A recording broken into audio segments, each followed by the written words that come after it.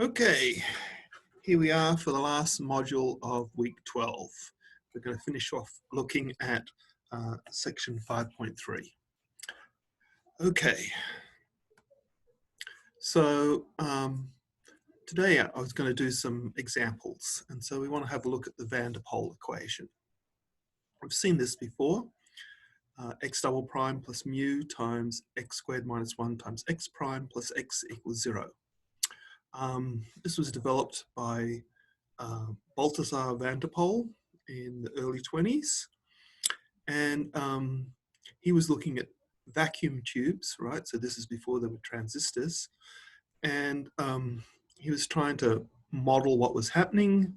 And so if we look at the voltage drop across a vacuum tube, it turns out you get like kind of like a nonlinear resistor, and so that's what causes the nonlinear term there in that equation there, that x squared minus 1, because you differentiate the voltage drop to get something with resistance.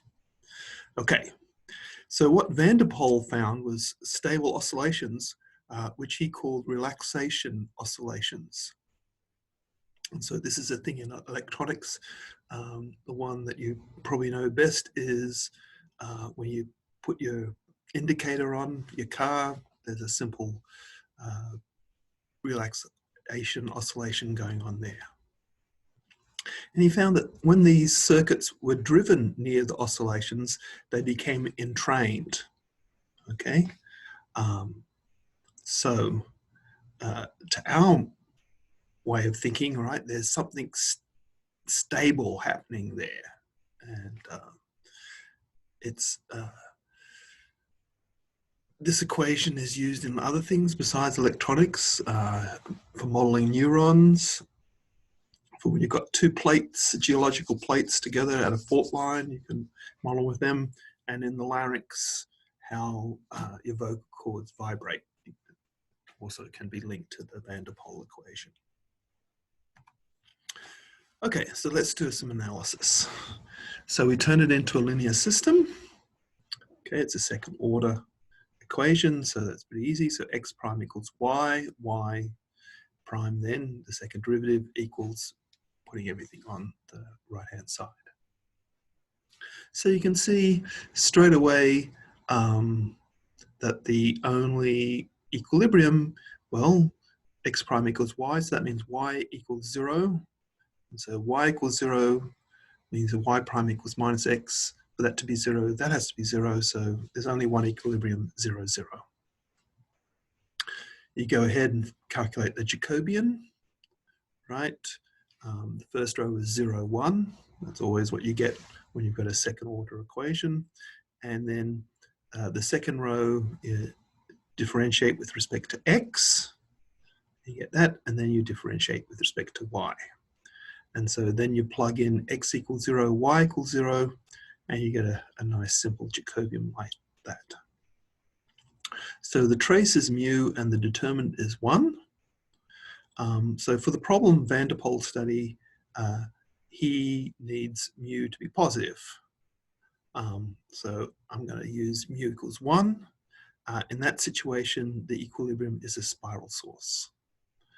So your module question then is, so what are the bifurcations for mu? Now, why a limit cycle, a stable limit cycle? Well, we should expect that if we kind of think of it as a mass spring equation. We have a spring constant of 1. That means there's a restoring force.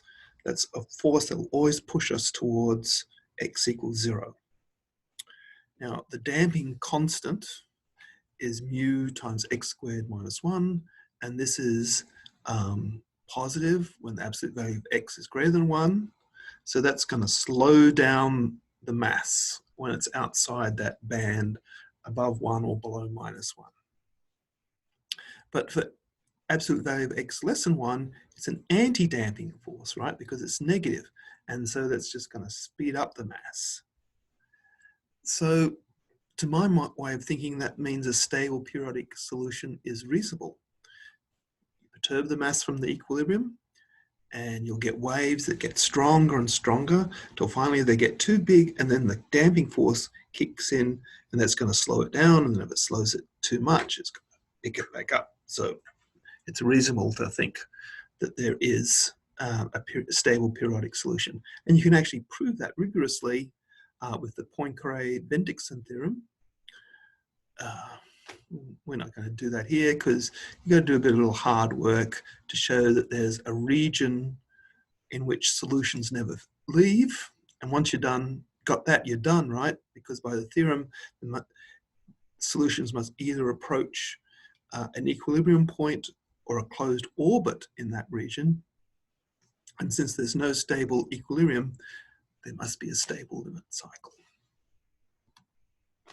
Okay, let's have a look at maxima. Okay, so here is the phase plane for the van der Pol equation with mu equals 1. I sort of go in, and maybe I'll start off something like around here. And we see it coming in, and we definitely see that limit cycle right there. And if I start inside, you see coming out, coming towards that limit cycle as well. So fantastic.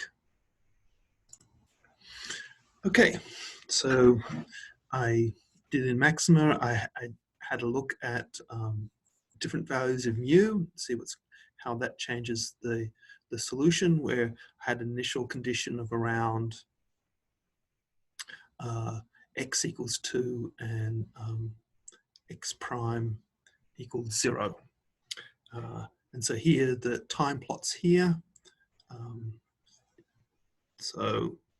When mu is 1/2, we're seeing like a period of around 6.5.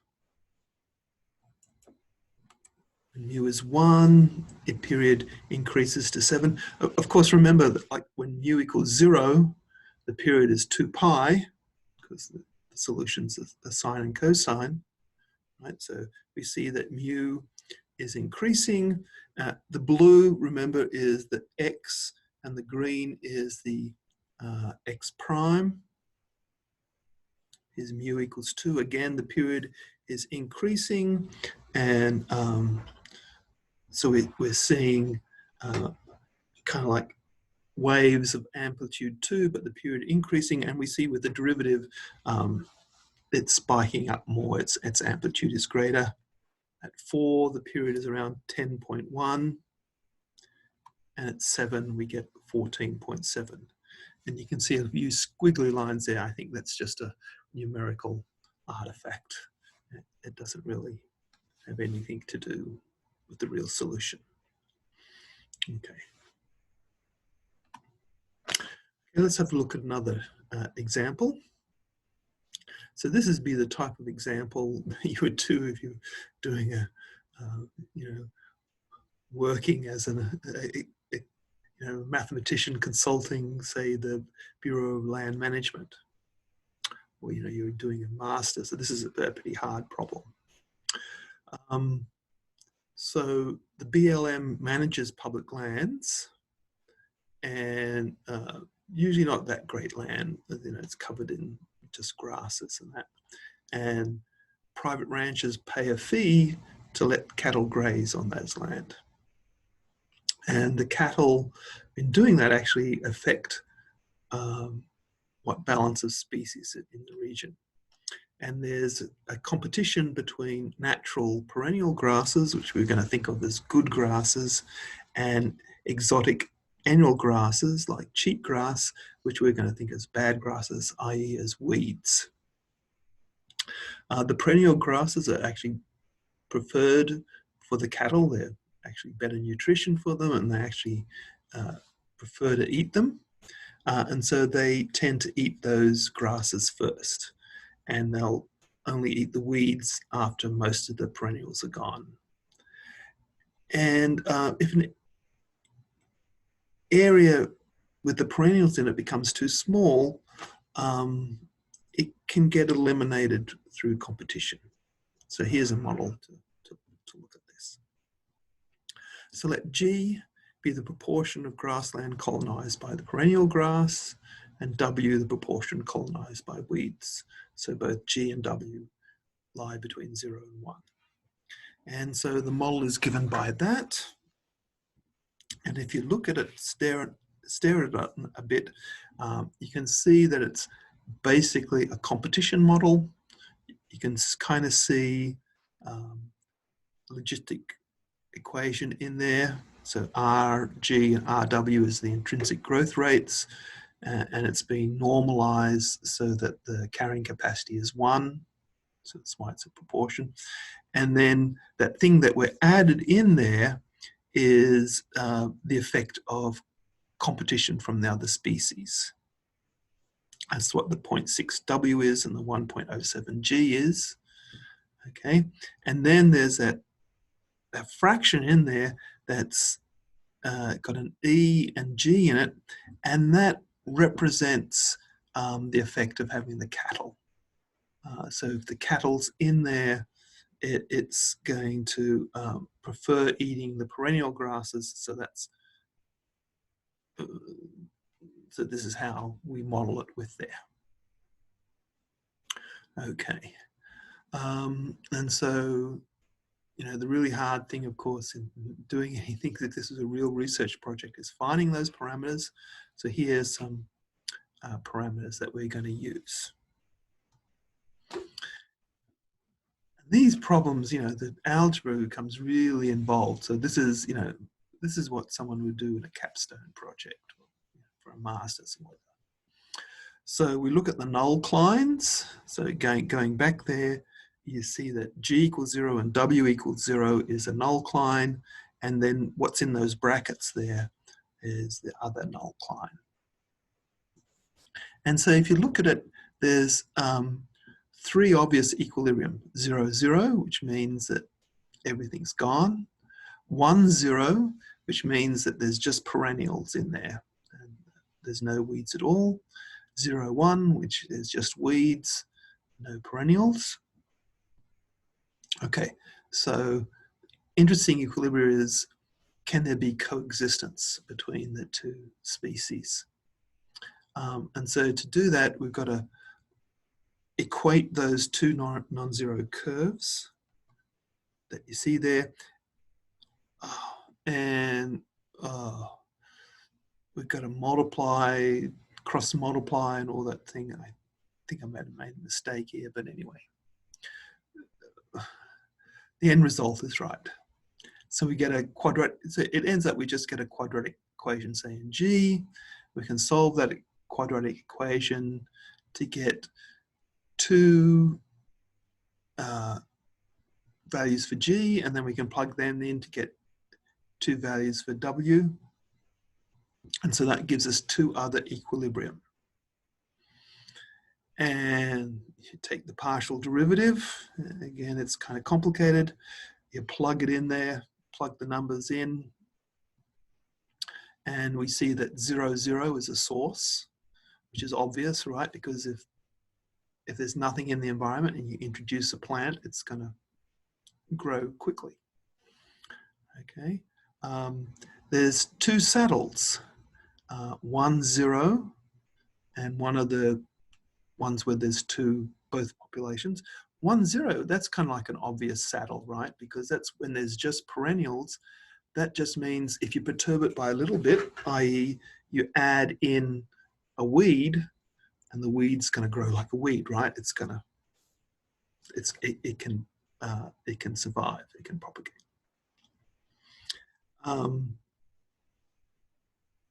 But the interesting things, so the 1, 0 is a saddle, right? Because there's one direction, i.e. adding weeds where it goes away from it, and there's another direction, i.e. adding grasses where it's going to stay at that equilibrium. But the interesting thing is that there's 2 sinks. So remember, sinks are stable equilibriums. So 0, 1, so that means there's all weeds. So if there's all weeds and you introduce a perennial, the perennial can't last. It's going to get wiped out. But there is an equilibrium where both species can coexist. So let's go and look at maxima, and here we are. Okay, so what did we have? So we had that 0, 1 is a sink. Oh, there we go. So we see solutions going towards there. We had that 1, 0 was a saddle point. So anything along the x-axis is going to go towards 1, 0. But if we have just a little bit of a weed, we see that it goes away. And so here now we're seeing that equilibrium, stable equilibrium that we saw before. And we just sort of, oh, here we go. We went to there.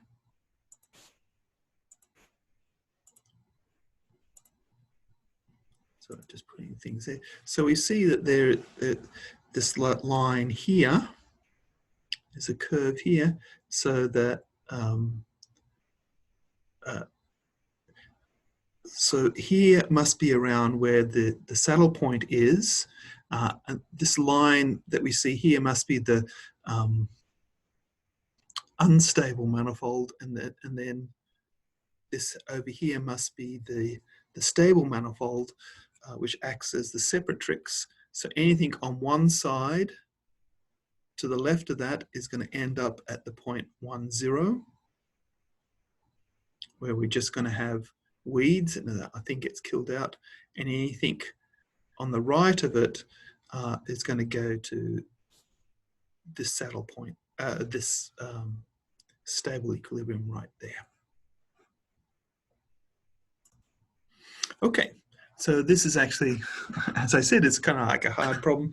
There's probably people with PhDs at BLM who are looking at this, and they're doing like a bifurcation analysis where they look at E and what's the effect of cattle grazing going to be on the grasses. So, as I said, it's something that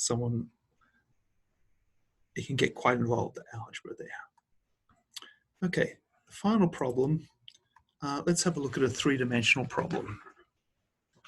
So we can't look at the phase plane for this. For start, it's a phase space, right? It's going to be three-dimensional.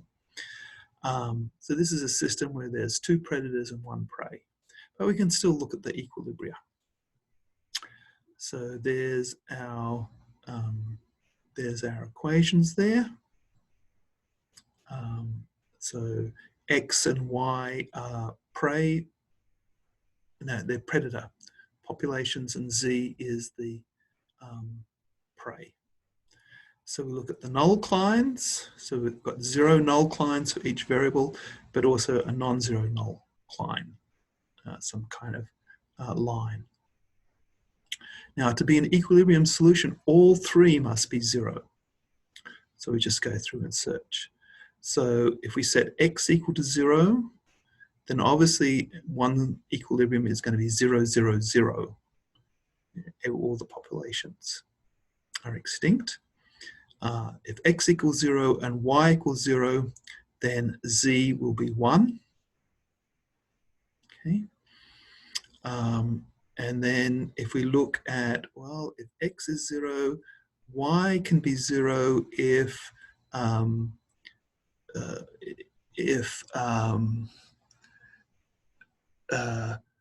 minus 0.1 plus 0.4 Z equals 0. So that means Z is going to be a quarter, and then if Z is a quarter, Y can be 1.5. So that gives us an equilibrium with 2 species. And if we set Y equal to 0, we look at Y equal to 0, we go through, and we can see that we get an equilibrium at X equals 1.2 and Z equal 0.4. Okay, so now we look at the situation where we want to see if there's all 3 species coexisting. So that means we have to look at the non-zero null clines. And that gives us 3 equations and 3 unknowns. And we've got that there. And we go ahead and solve that. And you get 1.2, 0, and 0.4 again, which is what one we already had. And so in this model, there is no equilibrium point where all species coexist. Okay, so that means if you do introduce the third species, 3 species there, one of them is going to go extinct. And it has to be, of course, one of the predators. And we could go ahead and classify this. We're not going to, but I mean, you just got 3 by 3 Jacobians there. And then you just look at the eigenvalues and you can use that to classify. Turns out that 3 are saddles because 3 of them have both positive and negative eigen values. So for example, 0, 0, 0 is a saddle, right? Because if you perturb it a little bit, you add some prey there, the prey will just multiply, they'll go to their carrying capacity. Whereas if you just add a predator, the predator is just going to die off. Okay. 001 is also going to be a saddle point, right? Because if you perturb it by changing the amount of z, it's just going to go back to 001. But if you introduce a predator, the predators are going to thrive and it's going to go away from that. And then of the other 2, equilibrium, you can't see what it is. You have to actually do the analysis there, but in one of them is going to be a saddle point and the other is going to be a sink. And so that's the stable situation, and that's what you expect the environment to be in if you go ahead and see it. And that should be it. Okay, thank you.